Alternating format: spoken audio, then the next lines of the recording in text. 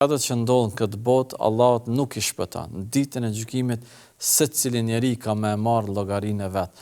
Secili njeri që është fajtor ka me llogarit për veprën e tij dhe çdo kujt që është bë dëm, mos mendoni se ai ka me qenë i humbur apo i dështuar në botën tjetër. Përkundrazi, ai që është lënduar në këtë botë, ai që është fyer në këtë botë, ai që është maltretuar në këtë botë, ai që është injoruar në këtë botë, ai që ka hjekë dhe ka vujt në këtë botë për zullumçarëve, qofshin ata të familjes apo të rrethit apo shoqërisë, ditën e gjykimit ky njeri ka me qenë fitimtari më i madh, sepse ka me marrë prej sevapëve tyne deri të kënaqet.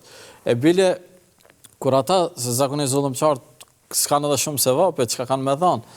Atëherë ai person i cili është i lëndum, gjunahet dhe gabimet që i ka eventuale, ka me i shkarku të ata njerëz se i kanë bërë zullum derisa të pastrohet dhe të Allahu të futet në xhenetet e tij. E më rikujtu këtë vlerë të madhe në ditën e gjykimit, madhështinë e Allahut, kur Allahu i madhnum e duron zullumin këtë botë. Zullumi që bëhet këtë botë është i pakrahasueshëm me zullumin e një individi, çfarë zullumi ka në rrezullin toksor. Por Allahut nuk i ik asgjë, nuk i fshehet asgjë.